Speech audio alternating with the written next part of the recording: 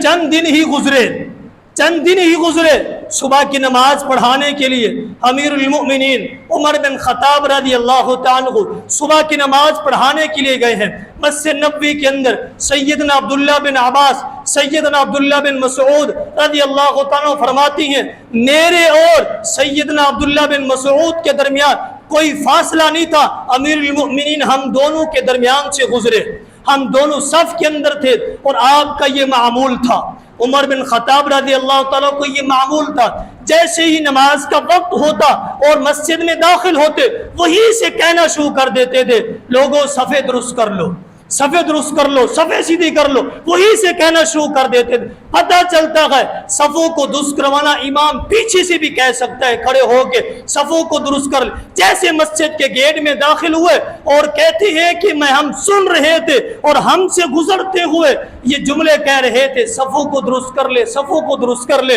اور ہم نے صفوں کو درست کر لیا۔ آپ سیدھے مصلی رسول پہ چلے گئے، آپ نے نماز شروع کر دی۔ آپ کا معمول تھا آپ صبح کی نماز کے اندر سورت یوسف کی اور سورت نمل کی آپ تلاوت کیا کرتے تھے، آپ اتنا لمبی تلاوت کرتے تھے۔ پہلی رکعت آپ پڑھا چکے ہیں، پڑھانے کے بعد دوسری رکعت کے لیے آپ کھڑے ہوئے، اچانک سے